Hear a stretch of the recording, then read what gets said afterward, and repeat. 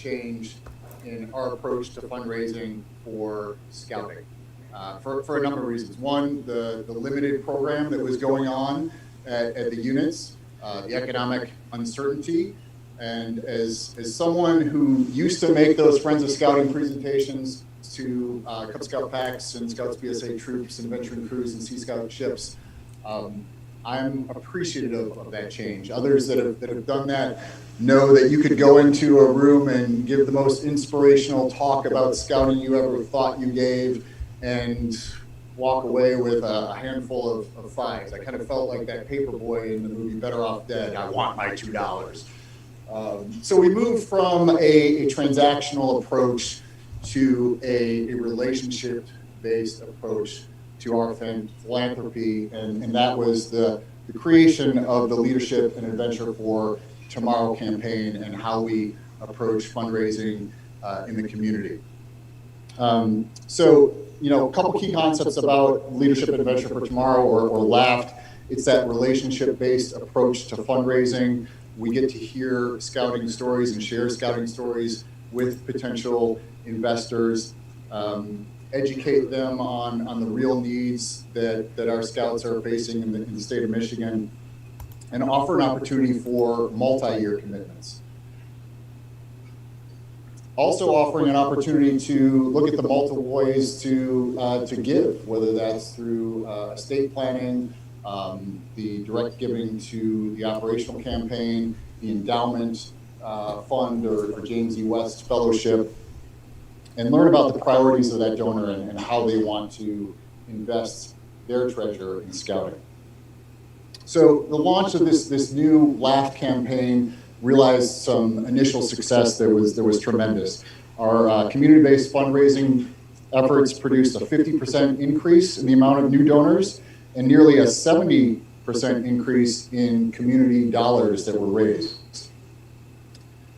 So today is the kickoff of the 2023 Leadership and Adventure campaign for Michigan Crossroads Council and the Great Lakes Division. And we're going to continue those efforts starting today through our kickoff of the development with our market development boards, our executive board campaign, and our district campaigns across the council, and our community campaign through local ask events, including major functions like the Midland Breakfast and the On My Honor Gala later this year in May. So I know that so many of you are watching virtually, and we have all of you here in the room. Thank you for coming out this early and starting your day with us. On behalf of the executive board, the staff, and our scouts of Michigan Crossroads Council, I want to thank you for being here, thank you for your personal commitment, and thank you for all that you will accomplish in leading our campaign in 2023.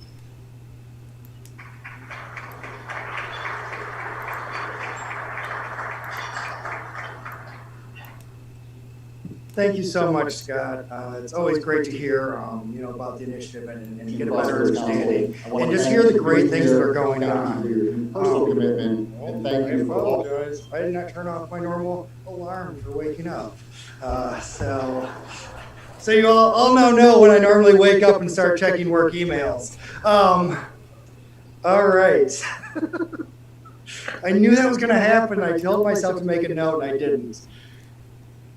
All right. So to get us back on track, to share some of the incredible impacts that have been on local scouting, thanks to the funds raised through the Leadership and Adventure for Tomorrow campaign. I'd like to I'm sorry, I'm frazzled now. I'd like to invite to the podium the Vice President of District Operations for Michigan Crossroads Council, Mr. Jim Trask. All right. So to get us back on track, to share some of the incredible impacts that have been on local. Thank you and good morning. And the reminder to turn off your phones is a good reminder because I had not turned mine off either. Let me begin. I'm just going to give a few remarks about what's going on in the council, a little bit of last year and what we're looking forward to this year. And I just want to begin by stressing that scouting is alive and well in Michigan, and we are growing. In fact, we ended 2022 within Michigan Crossroads Council at 27,155 youth in total, for more than an 8% gain over 2021. That would be worth the applause, not for me, please.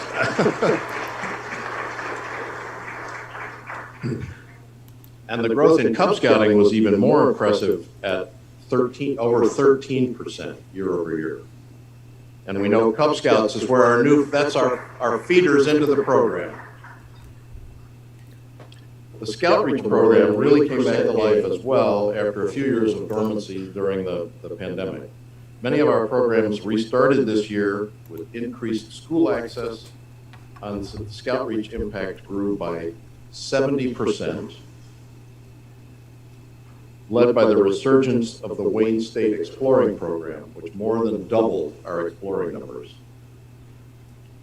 So the Michigan Crossroads Council is now the 4th largest council in the country and has the 2nd highest growth rate of all councils in the country.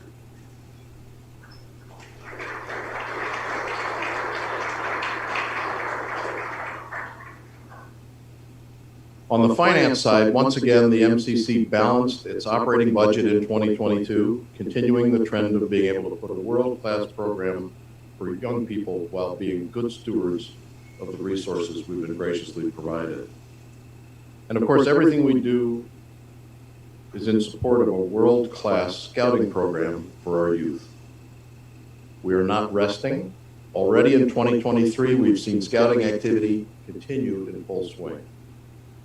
So far, I'm projecting through the end of February, we've had 5 Winter Klondike events around the state, first aid events, STEM events, fishing derbies, a major merit badge fair. Plus, districts all over the state have organized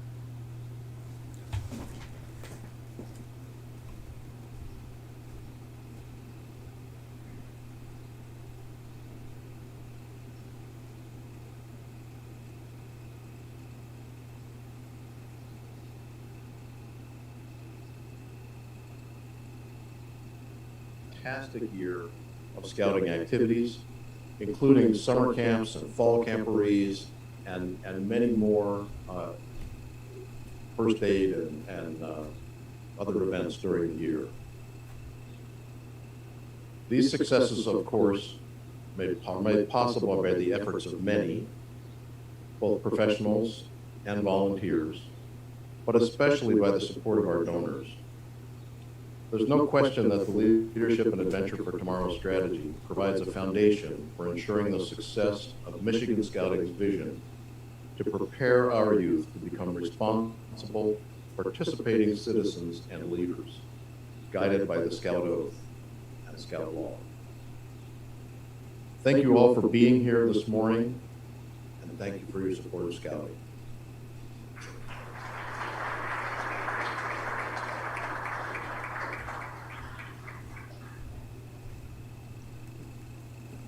Thank you so much, Jim. And those are some impressive numbers. both on involvement, on fundraising. It really is a great time to be involved with scouting here in Michigan as we see significant growth in really challenging times. I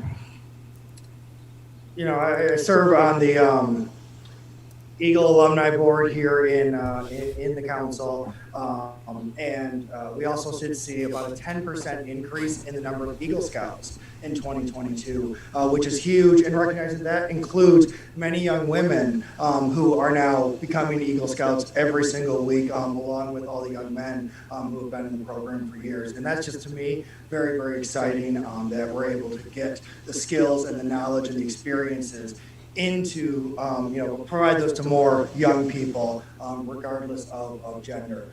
So, I mean, I love being in scouting right now. Every day is a new adventure.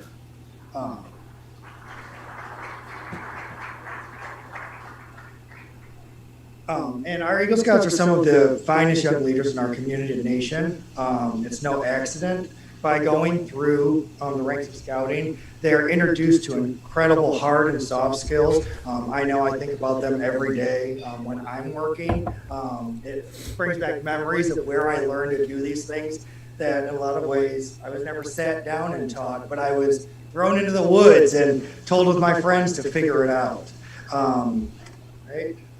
And we mostly did. But those skills and the leadership, and I mean these opportunities really do allow our Eagle Scouts and even our other scouters that don't achieve Eagle to take that out into our community. They continue to serve our community, both as volunteers, but also through their work and their service in many formal and informal ways. So to speak today a little bit more about leadership in scouting, we have three incredible people that are going to share stories about their connection to scouting. I'd like to call our leadership panel now to the stage, and we'll introduce them each in turn.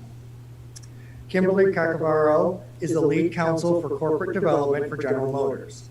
In this capacity, she leads the legal team responsible for GM's global strategic transactions, which includes corporate and commercial transaction, joint ventures, global mergers and acquisitions, divestitures, investments, industry consortiums, complex commercial transaction, and myriad other business issues and transactions. She has 2 children in the scouting program and helped give leadership to a local Cub Scout pack.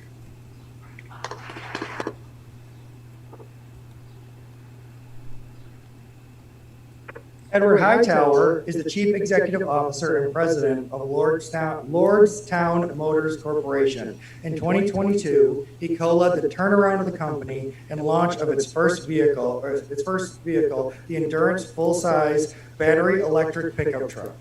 Automotive News magazine recognized Hightower as the first African-American CEO of a publicly traded U.S. automaker. Previously, he served in several senior executive roles between Ford, BMW, and GM. He also worked as a hands-on growth strategy and operations improvement consultant at Alex Partners, LLP, and Motoring Ventures, LLC, which Hightower founded. An Eagle Scout, he previously served on the executive board of the Michigan Council of the Boy Scouts of America and is a 2019 recipient of the National Outstanding Eagle Scout Award.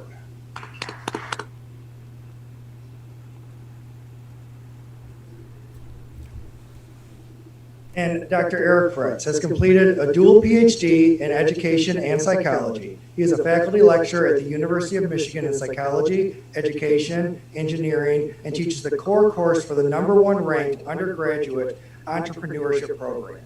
He co-owns and leads 2 medical clinics. He is retired from 20 years of active and reserve service as a commissioned officer in the United States Navy. His military career included 3 deployments to the Persian Gulf for Operation Desert Storm and Operation Iraqi Freedom. While in Iraq, he also started a scout troop and built a camp for Iraqi youth around Victory Base. He serves the community, volunteering in nearly a dozen roles. Eric is an Eagle Scout.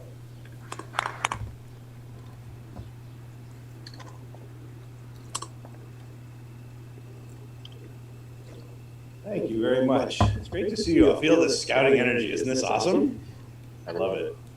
I take scouting and leadership really seriously. I think it could be argued that everything I have become and every success I have had in my life is because of scouting.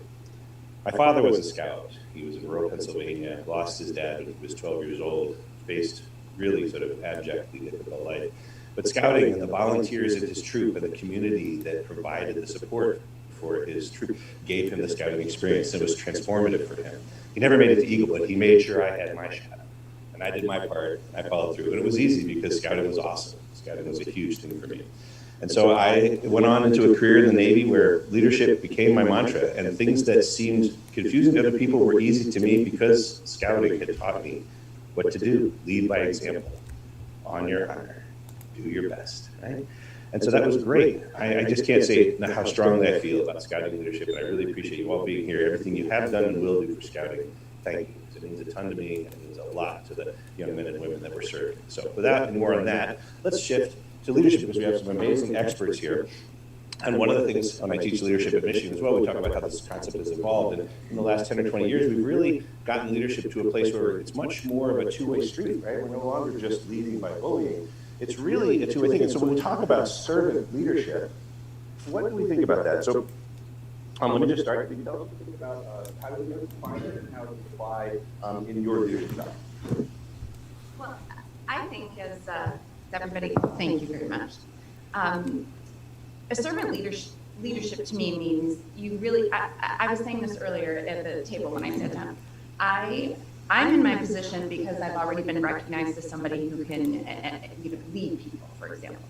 I have people on my team, it's my job to make them better, right? My success is their success. So when I see somebody on my team and they want an opportunity or they want something, I really want to highlight them and I want to figure out how to make them better because once they're better, the team is better, I'm better, the whole organization is better. So really it's not about what I can do and what accolades I need to get as a leader. I view it as what can my team do and what can I do to highlight the folks on my team. And I think if you give people opportunities and opportunities where they haven't had them or where they're not exposed to them, really makes it better for everybody. And I do see that even it starts as young as scouting. So my experience was leading our Cub Scouts, right? So I don't know if any of you have been a Cub Scout leader, but having 18 little 6-year-olds running around and trying to keep them on task, right, is quite challenging. So if you can do that, you can pretty much lead anywhere, right? And so and you can see the kids that need it and they take it and they go with it and they carry it all the way through middle school, high school, into being Eagle Scouts, through college, all the way up, you know, into the example that you said earlier. And so I think being a servant leader is really, it's not leading by bullying, as you said, but it really is seeing those opportunities, seeing those people, whether they're children or on your team, and giving them, exposing them to things and making them better people. Yeah, developing them their full potential and then turning them loose. And basically they learn in the military, take care of your people and they will take care of you. So that's awesome. Edward, what are your thoughts? I think Kimberly said it very well. I would not differ very much from what she said, but I would say the two things really are engagement in the support of the leader and support of your team. You know, they say that you can't guarantee, and no one can guarantee you permanent employment, but they can guarantee you permanent employability. So you want to be engaged in ensuring that your team is set up for success, but you also want to know your team, know your people, so that you're able to help them develop and reach their full potential as well. So one of the objectives we have at Lordstown this year is for us to become more of a learning organization, so that as the transition toward electric vehicles is still something that's relatively new. But the more people that learn the vehicle subsystems, they learn how this industry works, they learn who the key competitors are, how the market is developing, how policy is affecting that, the more valuable they are as a professional, not only to us, but their market value as an individual. And if you make people more valuable, they're going to want to stay with you rather than leave. So supporting them, being engaged, knowing them, I think are important parts of servant leadership. Absolutely. And go blue, by the way. Thank you. Yes, I like Michigan so much. I graduated from there 3 times. I can't stay away. So yeah, that's key. And that high performance team, getting people fully invested, so they will give you literally everything. I used to say, I used to be on a ship with 450 people in it, and I used to say, if I get to pick the people, I can sail the ship around the world and defeat any adversary with just 50 people on this ship of 450. But I got to pick them, right? Because you get the very best, and they're the highest trained, well-led, you do almost anything. That's awesome. So I noticed in the room that you're all a little bit older, like me. Yes, and as we get older, we are all then to say, oh, kids these days. Yes, we've said that, right? So when we think about, though, the individuals coming and joining our teams in the younger generations, and I won't throw around the this millennial, Gen Z, this or that, but just say, individuals who are sort of new and learning and sort of at the start of their career. And there's a lot of, I guess, sort of stereotypical stuff going around about, they lack grit and they're weak and they're obsessed with their screens and they don't have leadership, they're afraid of things, they don't communicate well, whatever. And so, is that something that you think is a problem? And do you see scouting to some degree as a valuable antidote? In other words, does scouting help with that leadership development among young people that, in a sense, could be very beneficial and be really a direct service to society? And so, what are you seeing, and how do you feel about scouting in kind of sort of looking at those two things together? How does scouting help with that?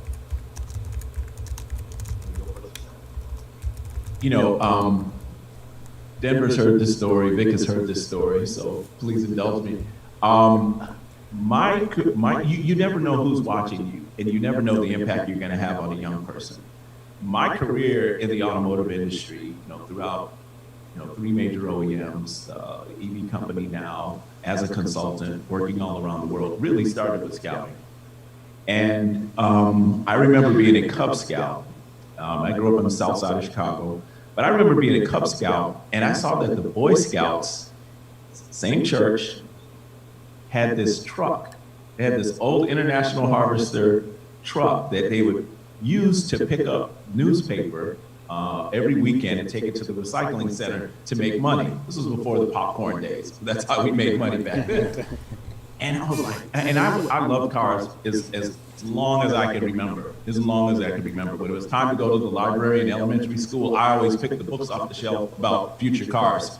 They said they'd be flying by now, but whatever. And once I got old enough to transfer from the Cub Scouts to the Boy Scouts, I made it clear to my scoutmaster how interested I was in this truck. And I appointed myself in charge of maintenance for that truck. So at the age of 11, I learned how to change the oil. I learned how to change spark plugs. I learned how to properly wax the vehicle. He showed me on his car. Before that Karate Kid movie, I learned wax on, wax off.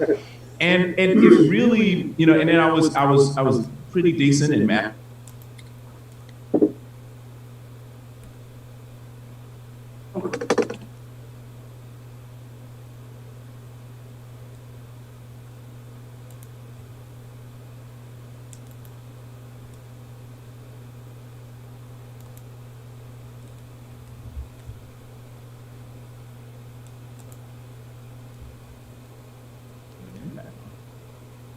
So, Great.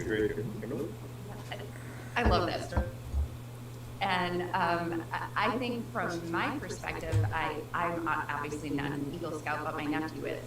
And watching him go through that and the whole process and taking ownership really of a project in order to get his last badge is something that was so impressive to me that I wanted to share with my sons, right? I wanted them to learn how to manage a project, get the fundraising, figure it out. It's be told no, right? Try something that fails and learn. It's okay to fail fast, right? All of us have great ideas and not every idea can go. And I think part of scouting, you learn how to work with the team. You learn how to, not everybody's gonna get along, right? Kids are fighting over who's gonna put the next log on the fire, right? All of those skills they transition into what life is like in the business world. They really do, right? Are you going to argue over what log goes on the fire, or are you going to figure it out, have peace, and figure out how we're going to work together as a community? And that is how deals get done, right? That is that you can't walk into a boardroom and immediately start talking down to somebody because you think you know it all. You will walk out and you will get nothing done, right? These skills are learned when we're kids. They really are. And I think in our generation, or at least my generation, we used to go, our parents would say, go play, right? Go figure it out. Go Come play. back when the street Right, lights come are back on. when the street lights are on. Who hasn't heard that, right? And nowadays, we can't do that anymore. Nobody goes, the way my friends called me, they'd run down the street, hey, can you come out and play, right? There's no knocking on doors, there's no texting, right? And I think that's what scouting brings. You go to a camporee, or you go to any of the scouting overnights, and the kids are interacting and figuring out how to manage relationships, how to communicate, how to resolve conflict.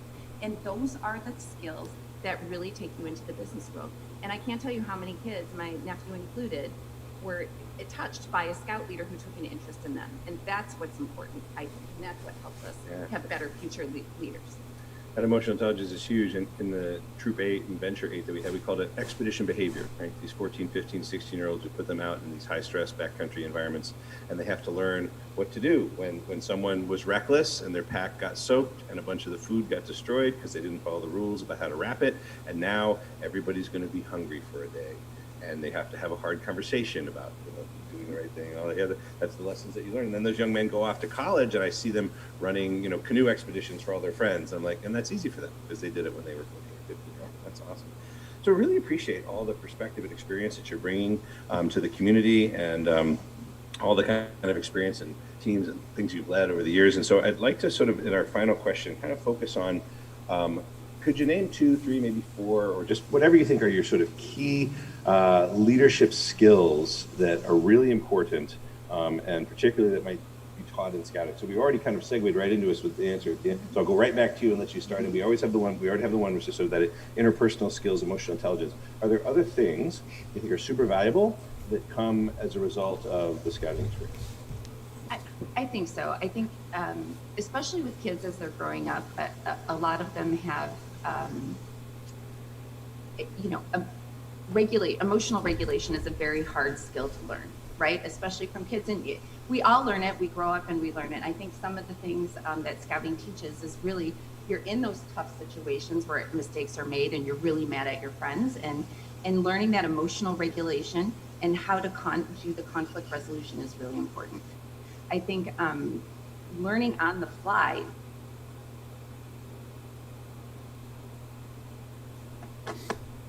Hopkins, you're killing me.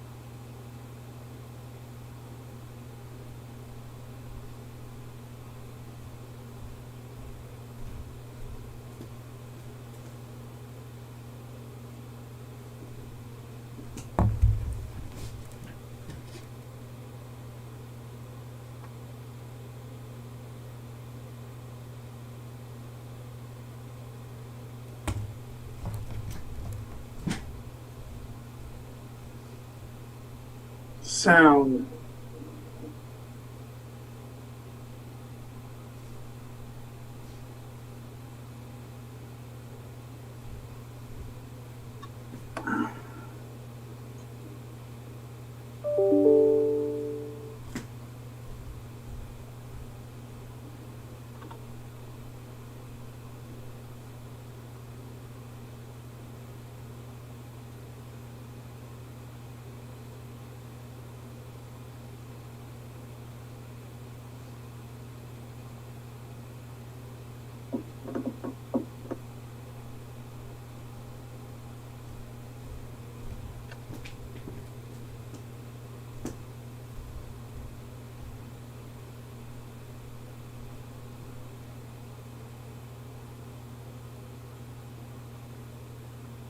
Yep. Because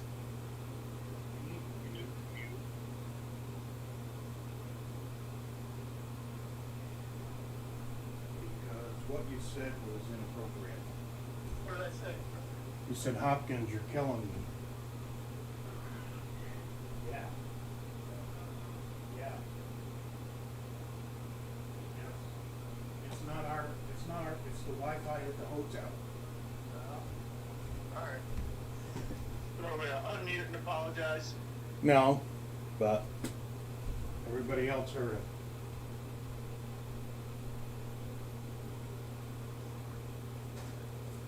Okay. Later. Yep. All right.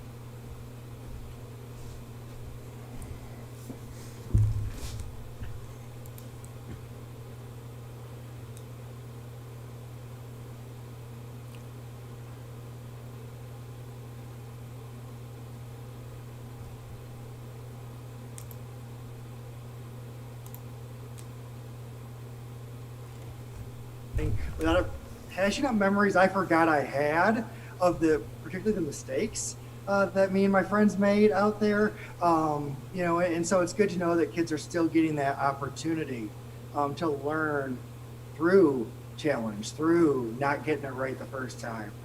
So thank you for sharing that. Before I get to our last speaker, I do want to take a moment to thank the team here at the Marriott for the wonderful food and service and for hosting us today. It's always great to be here. They always just do a great job. So thank you to all of them. I don't think any are now in the room. We will relay that. So our last leader you'll hear from today is no stranger to scouting.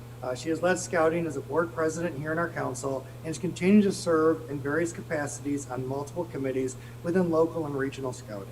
To bring us home this morning, please join me in welcoming Marianne Samancic.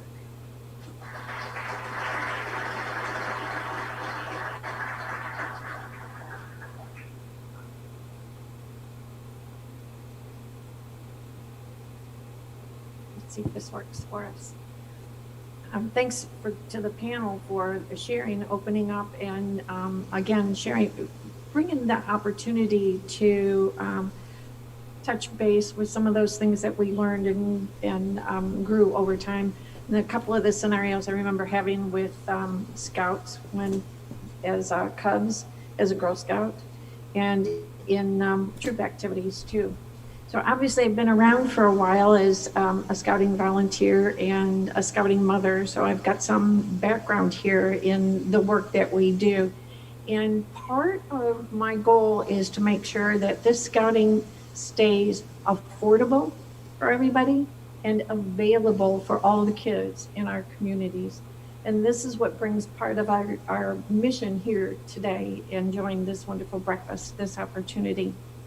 The Michigan Crossroads Council spends approximately $240 per scout a year.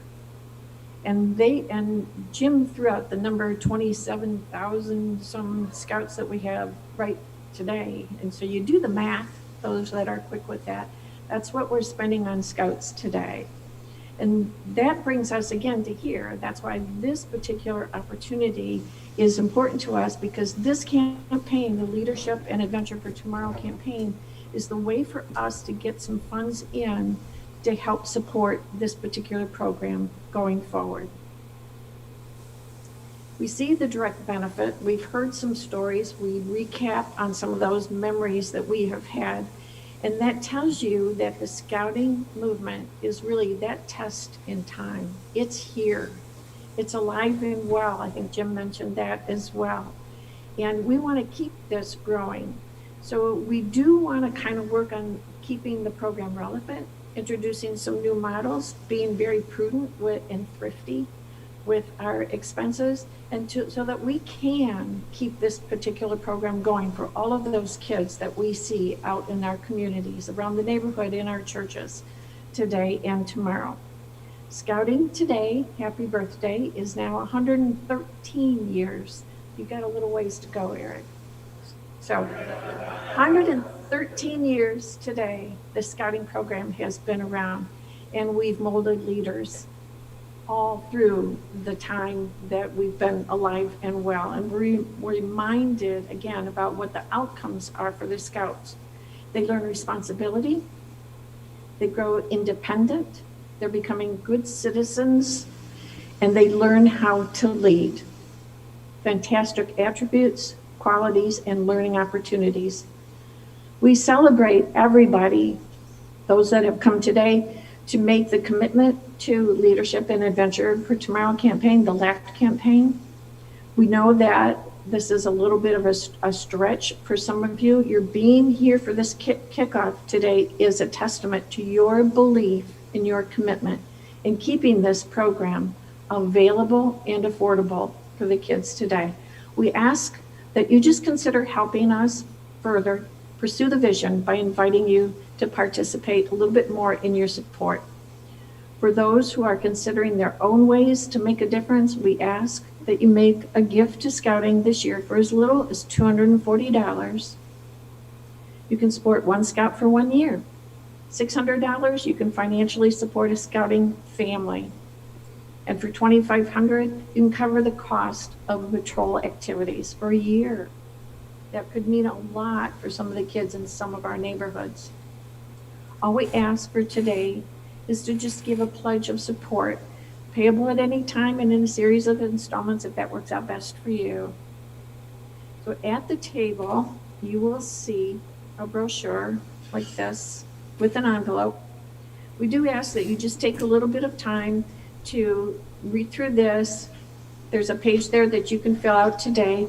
For those that are online, you can use your computer and go to michiganscouting.org/leadership-and-adventure. michiganscouting.org/leadership-and-adventure.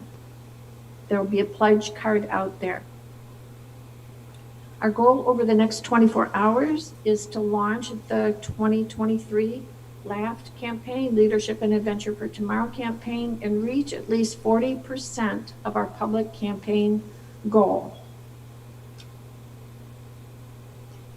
Doing this today will give that strong message to our volunteer leaders and to our parents and families that we've made a commitment from our boards, from our donors, from our community leaders, that we do want this program to continue. So please take a moment to look at making your gift of support. Once you have completed your pledge card, all you need to do is just stick it in that envelope that's provided at your table, raise it up, and our council staff will come around and pick it up for you.